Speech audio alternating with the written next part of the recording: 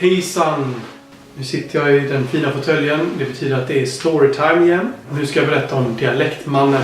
Ända sedan jag var liten har jag härmat dialekter. Och jag tycker att det är väldigt roligt. Den 17 augusti 2007 så var jag med i radioprogrammet Christer i P3. Under några veckor hade de en talangjakt i Christer i P3. Folk fick ringa in och demonstrera talanger, förutsatt att det var talanger som hördes. Så det var folk som imiterade motorsågar, sjöng som Björn Afzelius, lät som katter som bråkade. Så jag ringde in och kom till en telefonsluss och berättade att jag kan härma dialekter. De blev väldigt intresserade och sa men vi kommer ringa upp dig ganska snart. Sen ringde de inte upp mig och jag tänkte inte mer på det. Veckan därpå lyssnade jag inte ens på radio. Men så ringer telefonen och så säger de att vi ringer från Christer-redaktionen. Vi vill väldigt gärna att du är med för du kunde väl härma dialekter. Och i programmet får jag vara med och de kallar mig för Albin Dialektmannen! Sätt igång Albin på skånska. Det var så att jag har faktiskt en kusin som är ungefär 10 år äldre än mig som jag berättade för honom att jag Stockholmska. Jag berättade för honom att jag skulle söka scenskolan faktiskt i Göteborg och i Malmö. Och så sa han att Värmländska. Det passar ju dig för att redan när du var 3 år så kunde du skånska, sa han, men det vet jag inte om det kan stämma. Norrländska. Jo, men det är en sån grej som jag har hållit på med rätt länge. Jag har alltid gjort konstiga ljud och sådär och mina föräldrar och övriga familjemedlemmar. Västgötska. Andra familjemedlemmar säger till mig att nu får du hålla tyst. Jag gör en massa ljud för mig hela tiden och låter som diverse djur. Och amerikansk brytning. Jag gör en massa konstiga ljud och håller på och låter och det kan vara rätt frustrerande för många familjemedlemmar. Det är helt fantastiskt. Jag är väldigt glad att det här finns inspelat. När jag har varit med så säger de tack och jag lägger på luren. Lite senare i programmet säger de snart kommer vi berätta vem som vinner. Sen spelas en låt och så ringer telefonen. Och det är en tjej som säger att hon heter Emma och ringer från Christer-redaktionen. Och hon låter lite sådär busig på något sätt och säger vi ringer upp till alla som har varit med och tävlat. Och den som vinner kommer att kopplas fram till programmet. Och då säger jag, och det vill du att jag ska tro på? Ja, gick du på det? Nej. Ja, men låt förvånad i alla fall. Häng kvar i luren. Och storvinnare, mina damer och herrar, är Albin! Redan veckan därpå var det final. Så då spelade de upp klipp med alla de som hade vunnit de 5 veckorna som tävlingen hade pågått. Och så utsåg de en vinnare. Det var den 24 augusti 2007. Alltså exakt 10 år sedan idag. Det var inte så svårt att utse vinnaren. Men det här var lite grann som när världens bästa tennisspelare Roger Federer uppträder.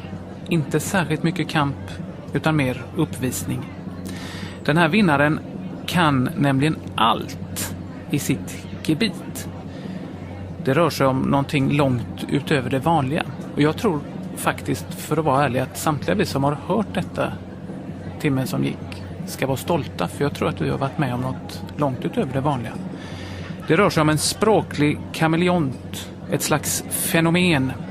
Det rör sig om Albin, Dialektmannen. Han vann! Grattis Albin, Dialektmannen! Historien om Dialektmannen slutar inte där. Ungefär 2 månader senare blir jag uppringd av Christer-redaktionen igen. Då ska de ha ett program som handlar om dialekter. Och då vill de att jag är med i början och liksom startar igång programmet och demonstrerar lite olika dialekter. I januari året därpå så blev jag uppringd av Sveriges Radio P4. Då hade P4s alla lokalradiostationer ett gemensamt projekt. Så de hade dialekttema i 2 veckor tror jag. Den 14 januari så bjuder de in mig och en dialektforskare till programmet. Så då hade jag blivit någon slags dialektexpert. Det där var Patrik Isaksson med Aldrig mer. Här i Sveriges Radio P4.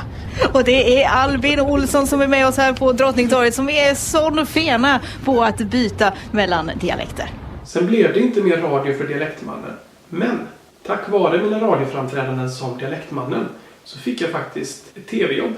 I slutet av 2008 kom jag i kontakt med företaget BLA Stockholm som har gjort allra mest OMG LOL Höjdarna bland annat. Hur jag kom i kontakt med dem är egentligen en helt annan historia som jag kanske tar en annan storytime. Men de berättade att de skulle börja med en ny tv-serie och uppmanade mig att söka.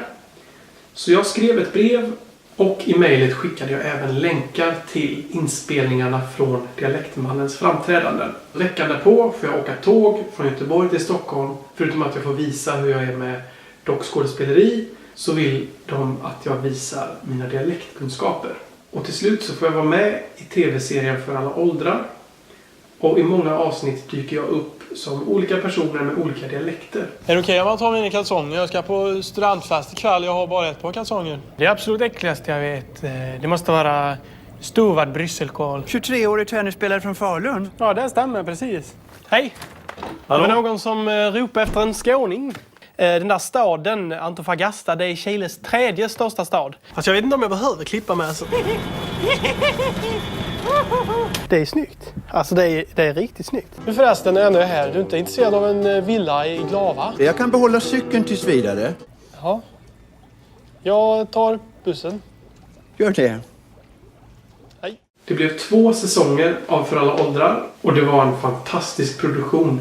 Förutom att jag fick göra de här direktgrejerna så fick jag även spela dockan Lilltjejen. Men det är en helt annan historia så det tar vi en annan gång. Jag har även varit med och dubbat lite grann i en tv som heter The Garfield Show, alltså katten Gustav. Som gick i Cartoon Network bland annat. Och där gör jag lite olika röster och slänger in lite dialekter också. Det ser ut som att vi ska kunna skjuta upp rymdskeppet om cirka 30 minuter. Detta är kontrollstationen. Vi har problem. Där superhjälten löste serietidningsrånet. Lustigt. Jag ser varenda avsnitt men jag minns inte att jag sett dig. Caramba, det här är Mexico, gringo. Du störde min siesta. Stick iväg, por favor. Jag är bara en sån där vildkatt som bor på gatorna och under hus hela livet. 2014 tror jag det var, på sommaren där, så var jag med pyttelite i ett avsnitt av Ack Värmland. Och det var för att jag kan värmländska. Jag tror dock inte att man hör mig prata någonting i avsnittet, men det var en ganska kul inspelning. Men jag slutar. Jag vill inte jobba här. Du, sitt ner. Stanna. Sitt! Stanna. Sitt! Julen 2016 hade långfilmen 101-åringen som smet från notan och försvann biopremiär. Och jag fick faktiskt en roll i den filmen. En pytteliten roll, men tyvärr klipptes den scenen bort. Och jag fick faktiskt den rollen för att de behövde en skåning. I år börjar en ny SVT-serie som heter Vår tid är nu. I säsong 2, som antagligen kommer visas i slutet av 2018, medverkar jag i en ganska liten roll. Men i några avsnitt dyker jag upp. När jag fick den här rollen så fick jag provspela. Och efter provspelningen så säger han som var castingansvarig att kan inte jag få filma när du gör lite olika dialekter också? Så kan vi använda det till framtida projekt. Och sen ringer de och berättar att jag fått rollen och att regissören tycker att jag ska prata finlandssvenska. Så i den här tv-serien så är jag finlandssvensk. Det var den spännande och ganska långa berättelsen om Dialektmannen. Och förhoppningsvis är inte sagan slut egentligen. För det blir nog mer dialekter framöver. Tack för att ni tittade. Hej då! Under 5 veckor hade alla vinnare från de 5 veckorna som tävlingen hade pågått. Alla vinnare från de 5 veckor där alla vinnare från de 5 veckor som spelade de upp klipp med alla vinnare från de 5 veckor som hade gått in.